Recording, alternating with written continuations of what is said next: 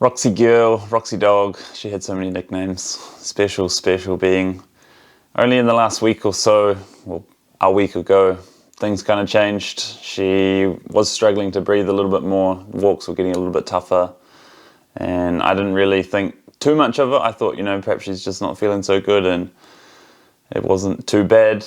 Then later in the week, my brother said, oh, perhaps we better take her to the vet, and I was thinking, we'll see, hopefully she's going to get better. But he ended up taking her on the Saturday, and from there things kind of changed. The vets said it was quite serious, which was kind of a bit of a shock to me because I didn't really think too much of it prior to them saying that. And they said the best thing for us to do was to just leave her to rest, to try and recuperate, and they'd let us know quite quickly within 5 hours or so whether or not she was going to get better. And we got some good news that afternoon that she was getting better, which was very nice. And from there we went down to see her, spend time just laying on the ground with her. It was nice. She drank quite a bit of water. She was happy to see us, her tail was wagging. It was very nice, cool to see. And we left her there that night. Then the next morning, Sunday, she was better, they said, and they said we could pick her up after previously saying that, Monday would be a deciding day for her. So it was nice that we had some good news. Then she came back that day. I was running that morning, a big run for me. Then apparently my sister came over with my brother and she wanted to play with her toy. She had this cool toy, this red toy, and she still wanted to play even though she was definitely not in the best physical state at that stage. And the rest of the afternoon was just nice and relaxed. We had a potluck just with a few friends. She was just hanging out with us. She was okay, she kind of perked up that day. It was better than the prior few days. The afternoon was quite nice, she was just here. I gently picked her up, put her on the couch. She was kind of, I wouldn't say moaning, but definitely a bit more kind of grunty about it. But it was okay. She was on the couch. I put a nice pillow under her head. I put a blanket on her and we had dinner. It was a nice time. She wasn't eating all that much that prior week, but we did have some baked beans and peanut butter, and I brought it to her on the couch. She ate it and she looked like she was enjoying it, which was awesome to see.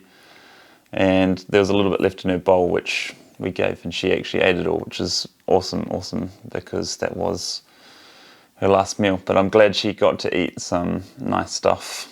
Peanut butter was probably one of the favourites. And then the rest of the night she hung out with us. That night I didn't sleep so good. That's quite typical after a big long hard run. She was just breathing heavily. She's always by my side if I'm home. She was always right next to my bed. In the night, didn't sleep hardly ever. And just a weird thought, I don't even normally do this. I jumped out of bed and I just lay with her next to her, which felt like quite a long time, which was very nice because, I lay next to her, just patting her for quite some time before I went to work. Well, before I was planning to go to work. Actually, it was just nice being next to her.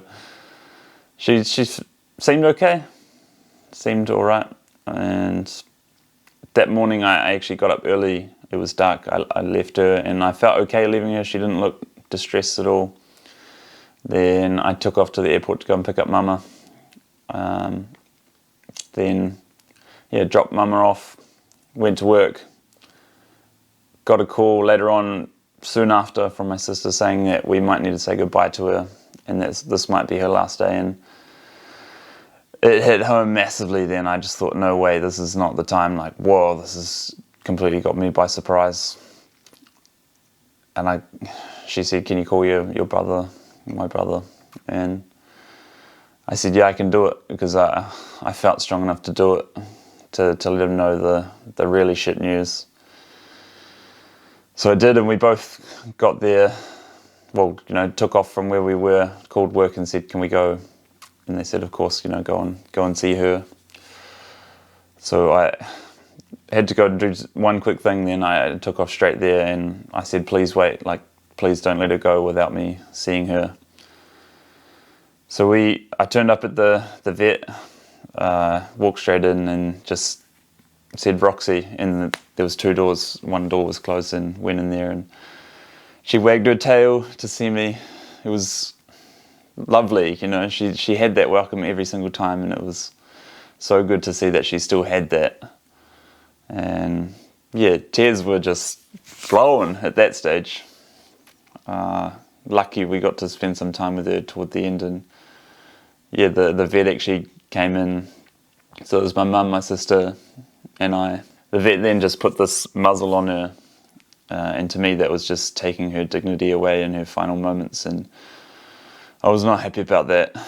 And luckily it wasn't time, because my brother wasn't there and we were still waiting for him, and he came, and I said to the vet, like, can we please not do this with the muzzle? I said I'd love to just hold her head and let her be in this way. And then it was decided that it was time. We were all there together, Bud, Dad, and I held her beautiful face. I smiled while the tears were flowing massively, and said, I love you, I love you, I love you, until she passed, as we all held her, and those were her final moments with us. So tough. And the last few days have been so rough, so rough. But like, upon having chats with people here, there and everywhere, someone said, you know, it was about as perfect as it could have been, her final moments. And looking back, yeah, I mean, I think so too now. It's tough to process and to digest and to deal with. But yeah, it's been good to talk with a few people, like finally when a few days had passed and things were slightly better. But I must also say, like, even in the last week, like prior to this week being shit in terms of losing her, literally like a week ago, her and I were at Pars Park just down the road. She was running, just... I'm glad that I took a little bit of video on Instagram, and there's going to be another video coming of the joy that we got to share with her. But she was free, running around in the grass, having a great time. And yeah, it was a fond memory that she had a great time right up until only a week's worth of perhaps not being so comfortable. Yeah, we got to spend great time together. She was walking, albeit short, in the last week, just down the road. She played a little bit with my brother. She was with us, just at peace as much as possible, and now she's no longer here. That's the hard part out of the way. I want to share it because she meant so much to me. She was so significant, and I'm going to rewatch this video because of how important she was and how much of an impact she had on my life, and how much we loved her and how much joy we got to share. So I'm going to share not just the good times, the great times that we got to share. We had her from a puppy. My sister and I went out to Pocono. There was about, I can't remember, 5, 6, 7 dogs. They all ran away except for her, so she picked us, and we thought, yep, all right, of course, it's going to be this one. And we've shared such a great life as a family with her, so many good times. She's so well behaved, so well, like her nature is just second to none. There was no question that she was ever going to hurt anyone, or like, yeah, she's just a joy to be around. Very, very special dog. Everyone around her knew it. Yeah, just, here goes anyway. The names, she had many nicknames: Roxy Girl, Roxy Dog, Rox, Sneak Sneak, Big Beast, Little Dog, Roxo, Girlo, Cheeky Dog. She was cheeky sometimes. She would sneak off and go and do stuff that she wasn't supposed to do. But that's okay. The times we had so many walks back in the day, she used to get two walks a day often, and sometimes a trip to the park, so sometimes it was 3 different things of exercise. She would love going to the beach. Kakamatua was probably her favourite spot ever. Maybe also Craighaven, maybe also Pars Park. But swimming also, she absolutely loved, just splashing around, chasing sticks, chasing balls. Yeah, just having such a good time. I mean, we never spoke a word, obviously, but you could tell like she was experiencing joy. She was having a great time then, frequently as well. So many dogs don't get to go out and do stuff, but she was out there very, very often. The golf balls, she used to just absolutely destroy them, crunch them to pieces, make her gums bleed, but she loved it, and how could you deny her that?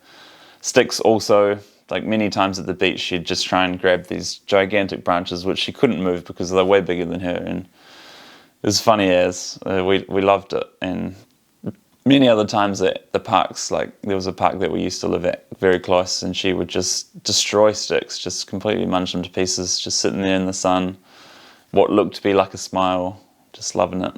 And yeah, so many good memories of that. The watermelon, dates and bananas shared. She loved watermelon. There was often times that I wanted to just eat the whole thing, but she loved it too, so I would share it with her. Dates, she also loved. Bananas, she'd eat sometimes, and it was cool. Sharing meals with the dog, very, very nice.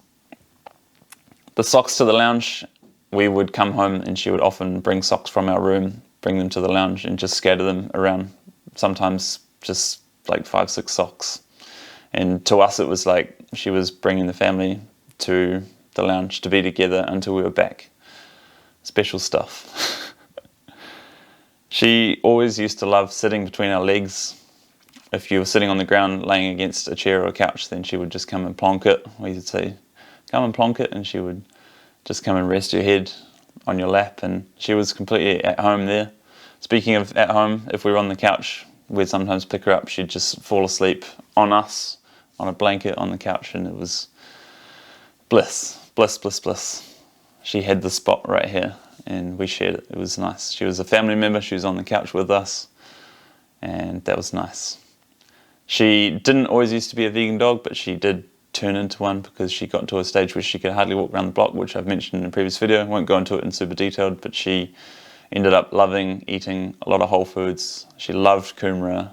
There were sometimes that I would just give her whole kumaras and she would just chomp it.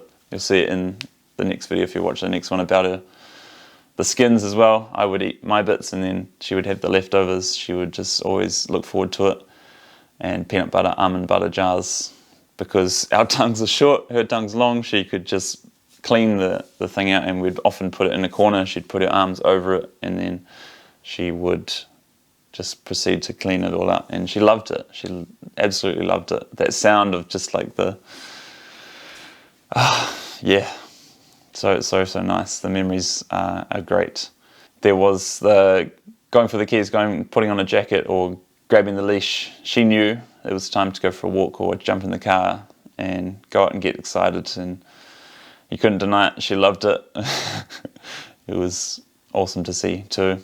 One of the best things about her was the welcome we always got, whether or not it was just like half an hour down the road or, you know, a 3-month trip away overseas. The welcome was just incredible. And always, without fail, she was there wagging her tail, super joyful to see us. And gotta cherish that. I'm glad that Mum took so many videos. And together as a family, we've got so many fond memories of her. Videos, photos, just places that we went that we'll never forget. I love you, Roxy dog.